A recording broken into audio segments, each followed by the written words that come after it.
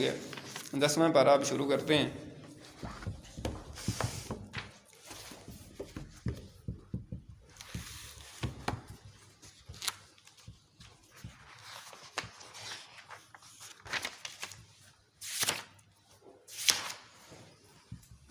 اعوذ باللہ من الشیطان الرجیم.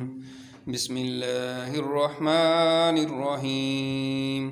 وَاعْلَمُوا أَنَّمَا غَنِمْتُم مِّن شَيْءٍ فَأَنَّ لِلَّهِ خُمُسَهُ وَلِلرَّسُولِ وَلِذِي الْقُرْبَىٰ وَالْيَتَامَىٰ وَالْمَسَاكِينِ وَابْنِ السَّبِيلِ إِن كُنتُمْ آمَنتُم بِاللَّهِ وَمَا أَنزَلْنَا عَلَىٰ عَبْدِنَا يَوْمَ الْفُرْقَانِ يَوْمَ الْتَقَى الْجَمْعَانِ وَاللَّهُ عَلَىٰ كُلِّ شَيْءٍ قَدِيرٌ. صدق اللہ العظیم. جیسا کہ ہم ابھی پڑھ رہے تھے سورۃ انفال کا مطالعہ چل رہا ہے اور 10واں پارہ شروع ہو گیا ہے. اس میں شروع میں مال غنیمت کی تقسیم کا مسئلہ بیان کیا گیا. خاص طور پہ اس کے 5ویں حصے کا ذکر ہے جس میں بتایا گیا ہے کہ مال غنیمت کا 5واں حصہ رسول اکرم صلی اللہ علیہ وآلہ وسلم آپ صلی اللہ علیہ وسلم کے قرابت داروں، یتیموں، مسکینوں اور مسافروں کو دیا جائے گا، جبکہ 4 حصے مجاہدین کے اندر تقسیم کیے جائیں گے. یعنی جو بھی مال غنیمت آئے گا اس کو 5 حصوں میں تقسیم کر دیا جائے گا. 5واں حصہ نکال کے وہ حکومت کو دیا جائے گا. یوں کہ یعنی آپ صلی اللہ علیہ وسلم کے دور میں تو آپ صلی اللہ علیہ وسلم تھے، اور پھر جو بھی مسکین غریب آپ کے رشتہ دار تھے، کیونکہ آپ کے رشتہ داروں کو زکوٰۃ بھی نہیں لگتی تھی، باقی 4 حصے پھر وہ مجاہدین میں تقسیم کیے جائیں گے. تو یہ مال غنیمت کی تقسیم کا طریقہ کار بتایا گیا. اس کے بعد غزوہ بدر کے حالات بیان کیے گئے ہیں کہ غزوہ بدر میں کیا ہوا. اللہ تعالیٰ نے فرمایا کہ اس وقت کو یاد کرو جب تم قریب کے ناکے پر تھے اور وہ دور کے ناکے پر تھے اور قافلہ تم سے نیچے اتر گیا تھا. اب یہ غزوہ بدر جو ہے نا، اللہ تعالیٰ کی مشیت تھی کہ یہ جنگ ہو کے رہے، اس لیے اللہ تعالیٰ مسلمانوں کو بھی دکھا رہا تھا خواب میں حضور پاک صلی اللہ علیہ وسلم یا صحابہ کو کہ وہ بہت تھوڑے ہیں کافر جو ہیں، اور کافروں کو مسلمان تھوڑے دکھائے گئے تاکہ وہ ایک دوسرے کے ساتھ لڑ سکیں. کہیں کوئی جو ہے نا چھوڑ کے نہ چلا جائے کہ یار وہ تو بہت زیادہ ہیں تو ہم نہیں لڑتے. تو یہی اللہ تعالیٰ کی حکمت تھی. اور یہاں پھر اللہ تعالیٰ نے جو ہے نا نصرت کے حصول کے 4 عناصر بیان کیے ہیں کہ فتح کیسے حاصل ہوگی. اللہ تعالیٰ نے غزوہ بدر میں مسلمانوں کی نصرت کا تذکرہ کرنے کے بعد اللہ کی نصرت کے حصول کے 4 عناصر ذکر کیے ہیں. نمبر 1 یہ ہے کہ میدان جنگ میں ثابت قدمی، میدان جنگ میں ڈٹ کے مقابلہ کرنا ہے، پھر اس میں پیٹھ نہیں دکھانی. نمبر 2 یہ ہے کہ اللہ تعالیٰ کا ذکر کثرت کے ساتھ کرنا، آپس میں اختلاف اور لڑائی جھگڑے سے بچ کر رہنا، دشمن سے مقابلہ کے وقت ناموافق امور پر صبر کرنا. اس کے بعد مشرکین کے اعمال جو ہے نا ان کو مزین کر کے دکھائے گئے.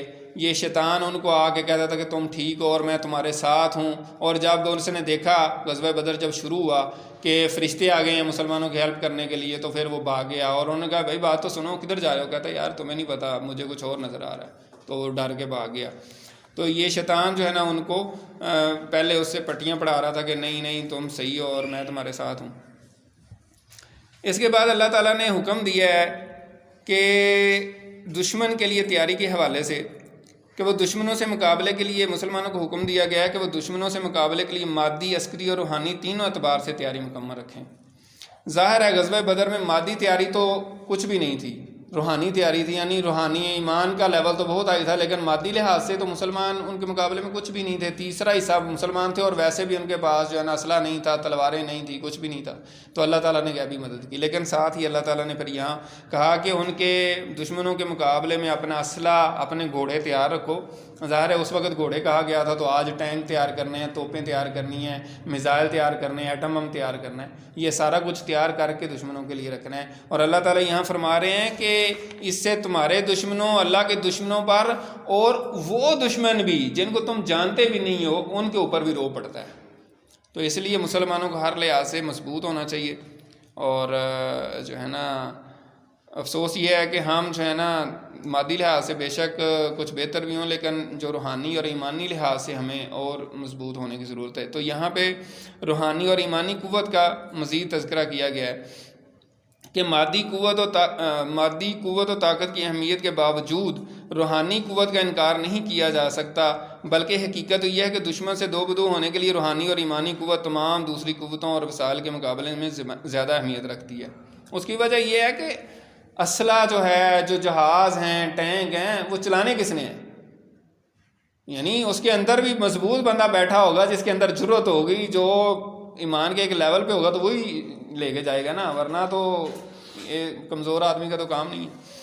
تو یہاں یہی بات بیان کی گئی ہے کہ ایمانی قوت یا روحانی قوت یہی وہ قوت ہے جو کمزور کو طاقتور بناتی ہے، جو چھوٹے کو بڑے لشکر کے ساتھ ٹکرانے کا حوصلہ عطا کرتی ہے، جیسے غزوہ بدر میں ہوا، جو شہادت کی راہ پر چلنا آسان کر دیتی ہے۔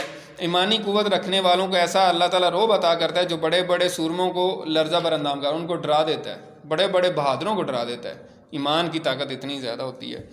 اپنی اس اجتماعی کمزوری کا اعتراف ہمیں کرنا پڑتا ہے کہ ہم علمی طور پہ، فکری طور پہ، مادی، روحانی ہر لحاظ سے ہی کمزوری کا شکار ہیں۔ اللہ تعالیٰ ہمیں مضبوط کرے اور ہمیں خاص طور پہ فکری، علمی طور پہ بھی جو ہے نا مضبوط ہونے کی توفیق عطا فرمائے، تاکہ ہمارا نظریہ مضبوط ہو، ہم نظریاتی طور پہ، فکری طور پہ اتنے مضبوط ہوں۔ اس کے بعد اللہ تعالیٰ نے صلح کا بیان کیا ہے کہ اگر دشمن جو ہے نا صلح کا کہے تو صلح کر لیں، یہ نہیں ہے کہ آپ کہیں گے ہم نے صلح نہیں کرنی، اور صلح کرنا بھی جائز ہے، اللہ کا حکم ہے، اور نبی اکرم صلی اللہ علیہ وسلم نے بھی مختلف موقعوں پہ صلح کی ہے۔ اس کے بعد قیدیوں کے ساتھ جو معاملہ ہوا، اس میں جو غزوہ بدر کے قیدی تھے، کافر جو قیدی ہو کے آئے تھے، ان میں 70 تو ان کے سردار مارے گئے اور 70 جو ہے نا وہ قیدی ہو کے آئے تھے۔ تو اس میں حضرت عمر اور کچھ صحابہ کی یہ رائے تھی کہ ان کو قتل کر دیا جائے، لیکن حضرت ابو بکر اور حضور کچھ صحابہ کی رائے یہ تھی کہ نہیں، فدیہ لے کے چھوڑ دیا جائے۔ تو آپ نے ان کی رائے کو مانا، لیکن اللہ تعالیٰ نے بعد میں اس پہ عتاب نازل کیا کہ آپ نے ایسا کیوں کیا ہے؟ اگر پہلے اللہ کا حکم نہ آ گیا ہوتا تو اللہ تعالیٰ کا آپ پہ عذاب آتا۔ اتنی سخت تنبیہ کی، یعنی پہلے اللہ تعالیٰ نے اس طرح کا کوئی حکم دیا تھا کہ جو مرضی تم کر لو نا مال غنیمت کا، تو اس وجہ سے جو ہے نا اللہ تعالیٰ نے معاف کر دیا۔ اس کے بعد پھر آخر میں اس صورت کے جو ہے قرآن کی صداقت اور حقانیت کی دلیلیں بیان کی گئی ہیں۔ یعنی یہ جیسے ابھی میں نے بتایا کہ اللہ تعالیٰ نے عطا فرمایا، تو کافروں اور غیر مسلموں کو یہ چیلنج کیا جا رہا ہے کہ یہ قرآن مجید اللہ کی ہی کتاب ہے۔ اگر اللہ کی کتاب نہ ہوتی، نعوذ باللہ، جس طرح تم کہہ رہے ہو یہ حضرت محمد صلی اللہ علیہ وسلم نے اپنی طرف سے بنائی ہوتی، تو اپنے خلاف کون بات کرتا ہے؟ یعنی یہاں تو یہ بات آ رہی ہے کہ اللہ تعالیٰ نے آپ صلی اللہ علیہ وسلم کو بھی اتنا سخت یعنی کہ عتاب کیا کہ آپ نے یہ کیوں کیا۔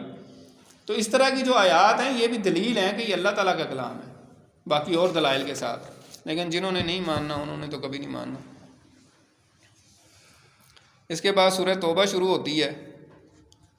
سورہ توبہ، اس کا دوسرا نام سورہ برات بھی ہے، یہ بسم اللہ الرحمن الرحیم کے بغیر شروع ہوتی ہے، اور اس میں کفار اور مشرکین کے ساتھ جو ہے نا بیزاری، اعلان برات، بیزاری کا اعلان کیا گیا ہے، اور ان کو کہا گیا تھا کہ جو بھی ہے 4 مہینے کا تمہیں ٹائم دیا گیا ہے، اس کے بعد کوئی بھی کافر مشرک یہاں پایا گیا خانہ کعبہ مکہ میں یا ارد گرد تو اس کو قتل کر دیا جائے گا۔ اور اس کے ساتھ ہی یہ صورت جو ہے اس میں غزوہ تبوک کا بیان ہے۔ جیسے ابھی ہم نے غزوہ بدر کی بات کی، غزوہ بدر مسلمانوں کا پہلا غزوہ ہے، پہلی جنگ ہے، اور غزوہ تبوک جو ہے نا وہ آخری غزوہ ہے۔ تو یہ دونوں جو ہے نا یہ اکٹھے بیان ہوئے ہیں، یعنی سورۃ انفال میں غزوہ بدر اور سورہ توبہ میں غزوہ تبوک کا بیان ہے۔ اور لگتا ہے کہ آخر میں آ کے قیامت کے قریب بھی اس طرح ہونا ہے، پہلے ہم نے مشرکین کے ساتھ جنگ کرنی اور پھر اہل کتاب کے ساتھ، جیسے یہاں پہ غزوہ بدر میں مشرکین کے ساتھ جنگ کی اور پھر غزوہ تبوک میں اہل کتاب کے ساتھ یہ غزوہ تھا، اور 2 لاکھ کا لشکر جو ہے نا رومی بادشاہ جو ہے نا لے کر آیا تھا، ٹھیک ہے، لیکن جنگ نہیں ہوئی۔ آپ صلی اللہ علیہ وسلم 30,000 کا لشکر صرف لے کر گئے تھے اور اس کی جرت ہی نہیں ہوئی کہ آگے آئے۔ تو غزوہ تبوک جو ہے وہ بڑا اہم ہے مسلمانوں کی تاریخ میں، اور یہ بھی بہت بڑی آزمائش تھی مسلمانوں کی۔ غزوہ بدر تو فوری طور پہ ہو گیا تھا، وہ تو قافلے کو جو ہے نا شب خون مارنے جا رہے تھے، تو ادھر سے ابو جہل لے کر آ گیا اپنی فوج اور مقابلہ ہو گیا۔ لیکن غزوہ تبوک اس حوالے سے بڑا امتحان تھا کہ بہت سخت گرمی کے موسم میں یہ غزوہ ہوا، لمبا سفر تھا، اور پھل بھی پکے ہوئے تھے، مسلمانوں کی فصلیں تیار تھیں، کھجوریں پکی ہوئی تھیں، اور پھر یہ کہ ایک سپر پاور سے جنگ تھی. تو یہ 4 چیزیں ایک وقت میں بہت بڑی آزمائش تھی. لیکن صحابہ کرام نکلے ہیں. صحابہ کرام میں کوئی بھی پیچھے نہیں رہا. 3 صحابی صرف اپنی سستی کی وجہ سے رہ گئے تھے، انہوں نے بعد میں معافی مانگ لی. تو جو آج کے دور میں کہتے ہیں نا کہ تیرے دور میں پیدا ہوئے ہوتے، اس دور میں جنم لیا ہوتا، ٹھیک ہے، یہ اتنا آسان نہیں ہے. وہ انہی کے حوصلے تھے، انہی کا لیول تھا. ہم جیسے لوگ جو ہے نا وہ آج کے دور میں دین کے لیے تھوڑا سا ٹائم ہی نکال لیں تو بڑی غنیمت ہے. کیونکہ ہم عاشق اپنے آپ کو کہتے ہیں نا، عاشق رسول ہونا بہت ہی بڑی فضیلت کی بات ہے. محبت رسول، اللہ کی محبت بہت ہی کمال درجے کی بات ہے.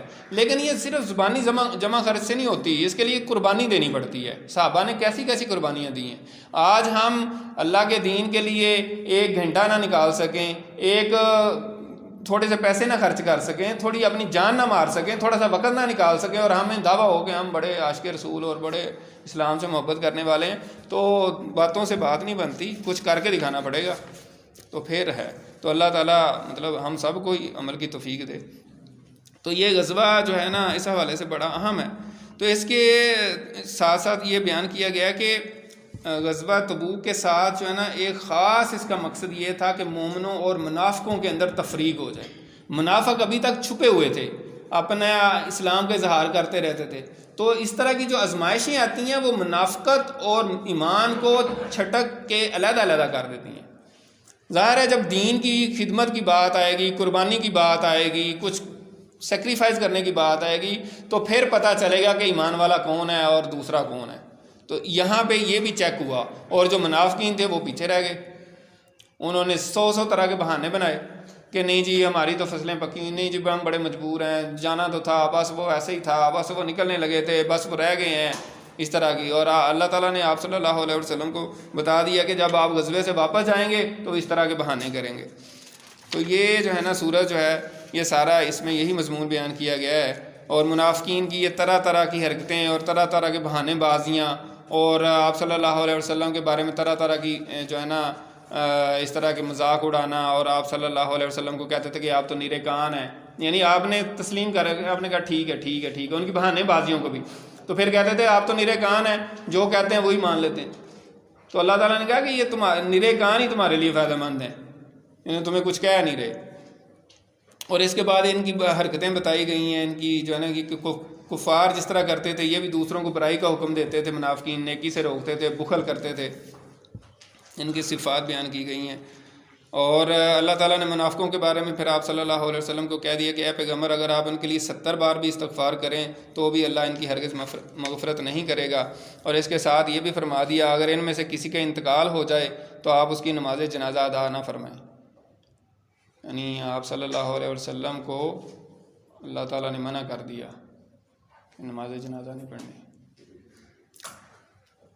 اس کے بعد مخلصین جو ہیں، مومن جو ہیں، ان کا تذکرہ ہے. منافقوں کے ساتھ ساتھ اللہ تعالیٰ نے ان مخلص مسلمانوں کا بھی تذکرہ فرمایا جن میں سے کوئی بڑھاپے، کوئی شدید بیماری اور کوئی سامان جہاد نہ ہونے کی وجہ سے جہاد میں شرکت نہ کر سکا.